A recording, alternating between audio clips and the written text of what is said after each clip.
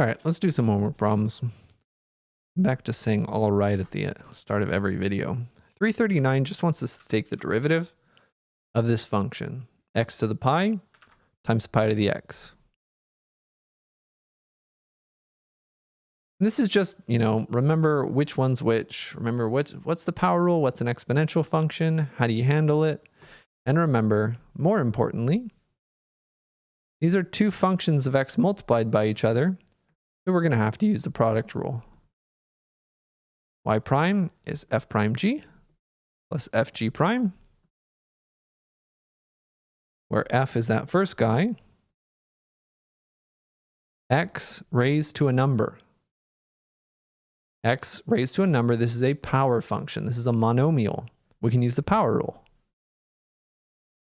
Bring the exponent down and subtract 1 from the exponent.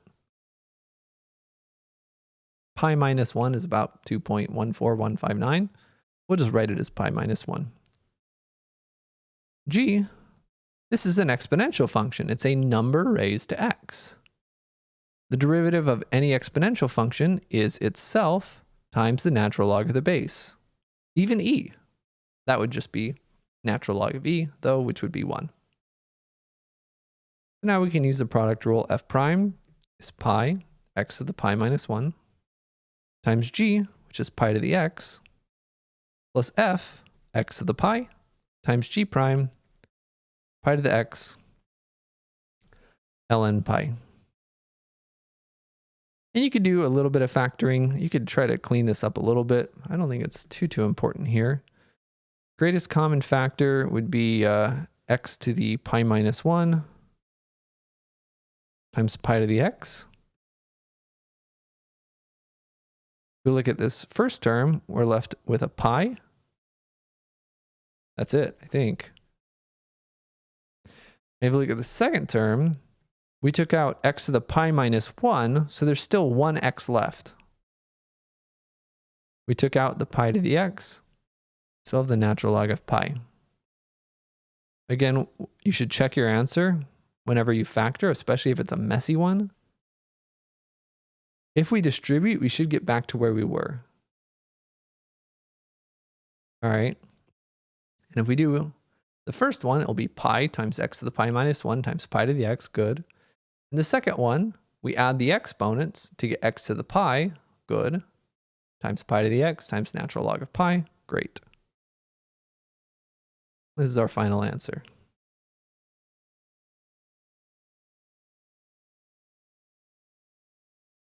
$349 is next. Use logarithmic differentiation. Just want to give you guys some more practice. Y equals x to the log base 2 of x. First step is to take the natural log of both sides and simplify.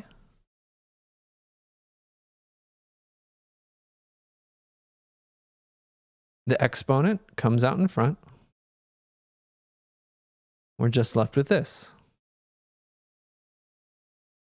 Now we can use implicit differentiation to take d dx of both sides. And again, we're having this a lot. We have to use the product rule because it's one function times another function. First function is log base 2 of x. The derivative of a logarithm is the reciprocal. But because it's not the natural log, we do have to multiply by the natural log of the base in that denominator. G of x is a little nicer. The g prime is just 1 over x. Now we're going to use a product rule, so we're going to write f prime g plus fg prime. And if we wanted to cut steps, we can multiply both sides by y at the same time. F prime is 1 over x ln 2 times g, which is, natural log of x, plus f, which is log base 2 of x, times g prime, 1 over x. Now we're almost done. We're just going to replace y and try to simplify if we can. Whoa, wrong button. What was y here? I already forgot. X raised to the log base 2 of x. That's y. This other thing, oh, look at that. Wait, hold on, this isn't right.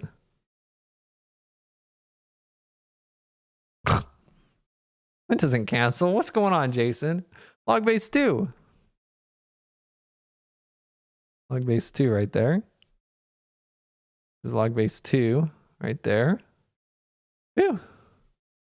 All right, so we're going to have the natural log of x over x ln 2 plus log base 2 of x over x. And you can actually clean this up a little bit more. I'll take this as a final answer. I haven't checked what the book has.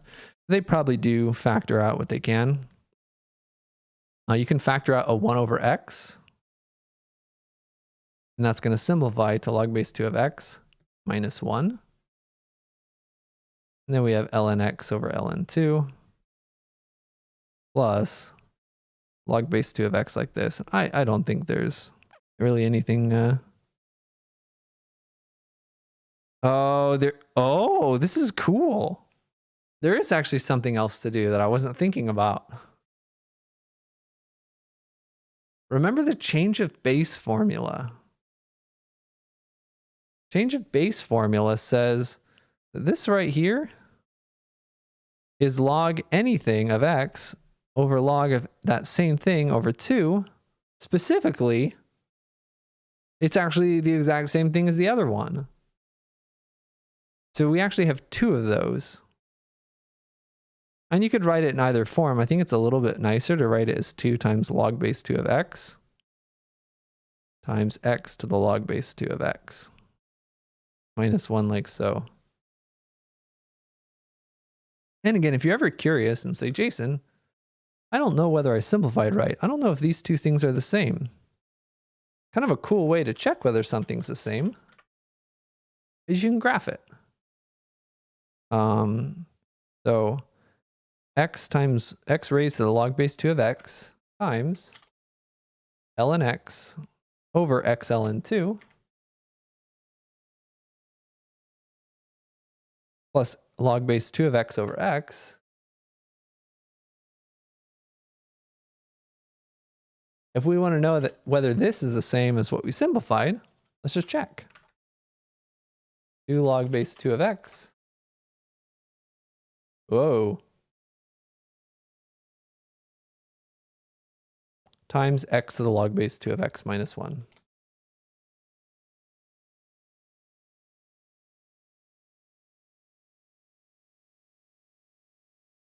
Hold on, it's upset with me. One's parentheses here. So is the green the same as the blue? That means we simplified correctly. Also, it's a weird looking function. There we go. That's logarithmic differentiation again. The top one is okay. The bottom one is even better. All right, let's do 356 and then a fun little bonus problem. Find the equation of the tangent line to this graph at that point. So let's graph it. It's going to be x cubed minus x ln y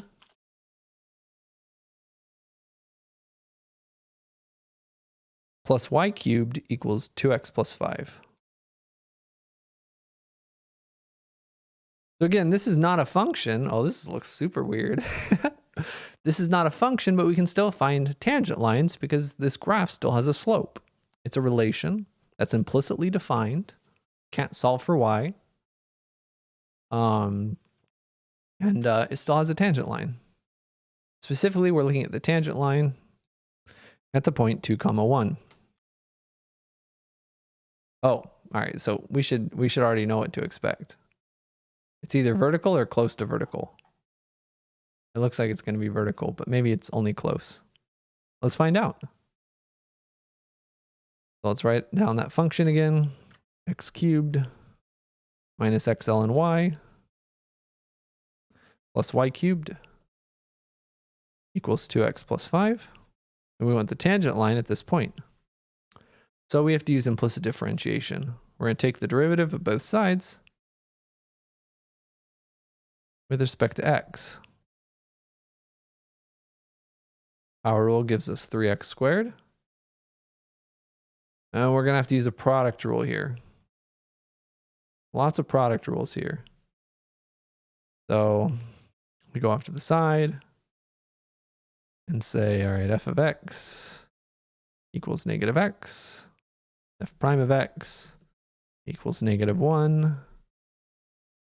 G of x is ln y. G prime of x is 1 over y times y prime. And we use the product rule. I'm going to try to do it without that middle step. Derivative of the first times the original second plus the first times the derivative of the second. Plus, now we're taking the derivative of y cubed, 3y squared dy dx. And the derivative of the right-hand side is nice. Now we get everything with the dy dx on one side and get everything else to the other. So again, let's just rewrite this a little bit first. This is 3x squared minus ln y. These are the things that we're moving over. And then we can factor out a dy dx from everything else. I'm going to write the positive part first, this 3y squared.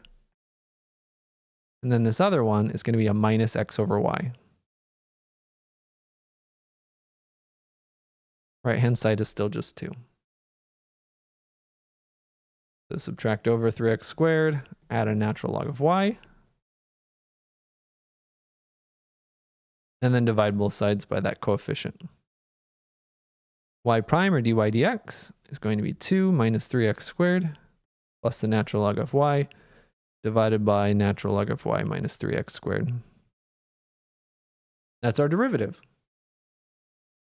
So specifically, the derivative at 2, 1, we can just plug in. 2, 1.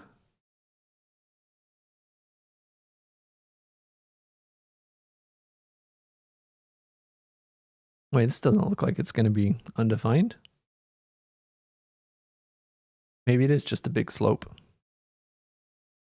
Right, natural log of 1 is 0. So really, we just have 2 minus 12. Negative 10 over negative 12. Really just 5, 6. All right, is this one of those things where I made a mistake? Because this looks pretty fishy. Y minus the y coordinate equals the slope times x minus the x coordinate. Yeah, I don't think so. All right, this is a good opportunity for us to check and see what went wrong. First step, let's make sure that we checked that we copied the function down right. X cubed minus x ln y plus y cubed equals 2x plus 5. We got that. Taking the derivative of both sides. If it's the product rule, I'm going to lose my mind. Took the derivative of x cubed. That's 3x squared. Derivative of this is derivative of the first times the second. So that's minus 1 ln y. And then minus x times the derivative of the second. 1 over y dy dx. That's right. And then derivative of this is 3y squared dy dx. Derivative of the right-hand side is just 2. That's good. All right, the first step is good. Now we wrote this as this. 3x squared minus the natural log of y. That's correct. And then we factored out a dy dx from this. When we factor that out, we got a 3y squared minus x over y. That also looks good. There's still a 2 on the other side. Then we subtracted the 3x squared minus the natural log of y. from both sides. Uh-oh.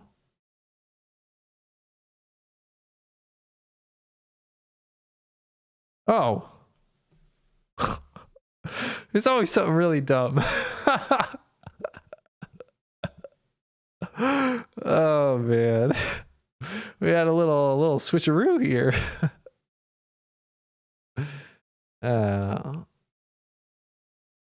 Wait. Hold on. Wait, what? What did I do? It's not even a switcheroo. It's just dividing by completely the wrong thing. What the heck?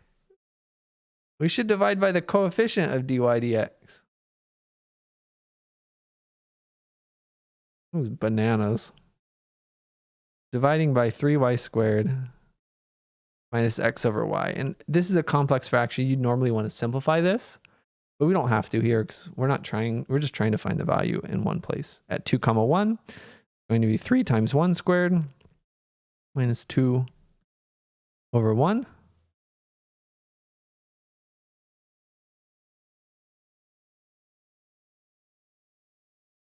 Which is going to be still a negative 10 in the top. And the bottom is just 1.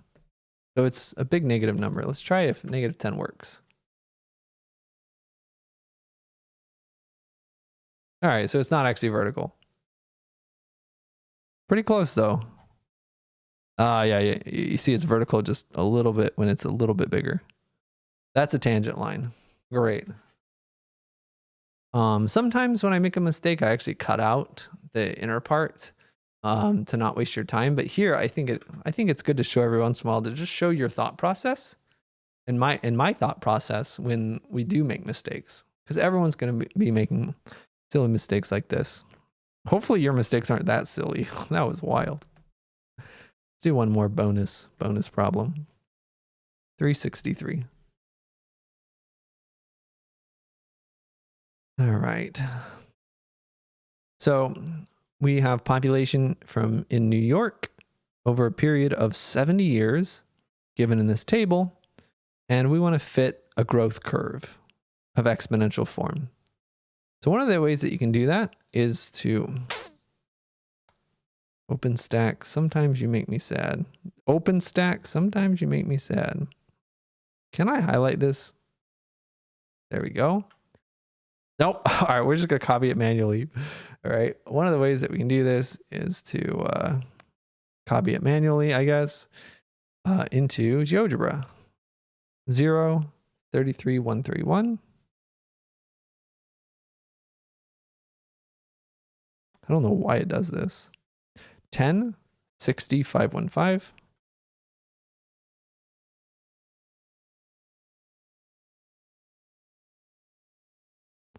20, 96, 373.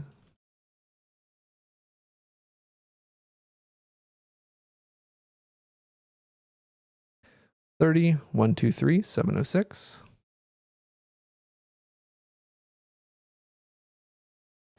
40, 202, 300.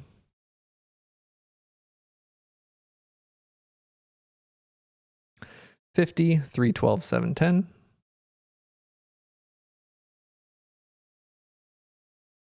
60, 515, 547.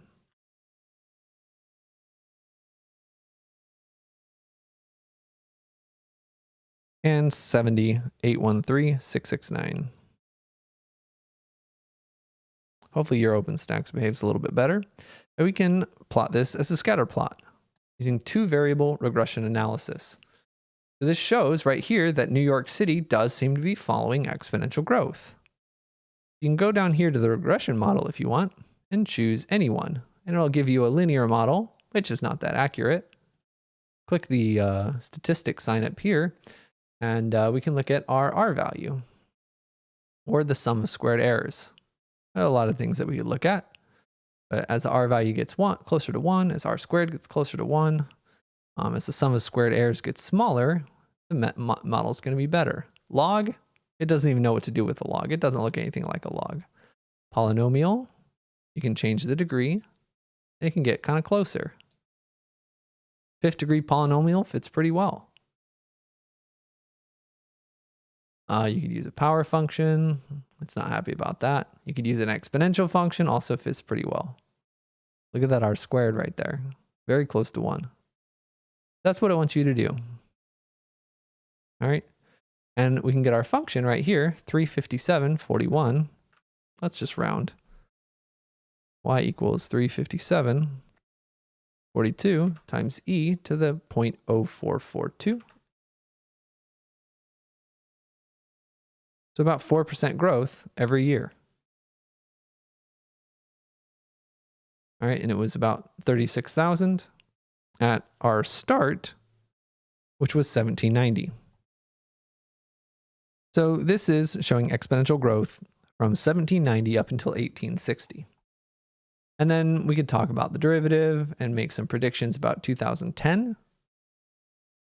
2010, by the way, would be 220 years into the future. Let's look at that.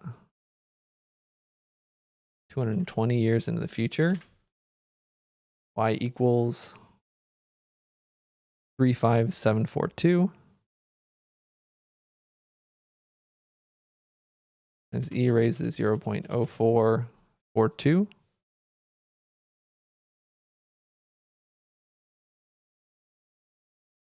Times x. If we want to know what is this in 2010, it's going to be f of 220. It says it's going to be about 597 million. I actually have no idea what the population of New York City is, but probably not more than the United States. Okay. And so that's one of the things about using models. Using best fit models is really only useful for interpolation. Maybe extrapolating slightly out of your data set can be legit depending on that situation. But usually this is only going to be a useful model if we want to predict things in the middle. Like, let's say we took a census, hypothetically, which is every 10 years, and we were curious about something in the middle. Well, this model would be very useful for predicting something in like 1795, for example, and stuff like this. But, you know, it's not going to be valid for things really outside of the interval. So let me know if you have questions about this stuff. It's just kind of a fun way to play with things. Usually populations are kind of more of a logistic model, but oh, it doesn't like that here too. And the reason it doesn't like the logistic model here is because our data doesn't actually show the logistic model. If we show logistic model is going to be slowing down eventually. And if it had that, then GeoGebra would know what to do. But anyway, it's a little freebie for you. Let me know if you have questions and have a good one.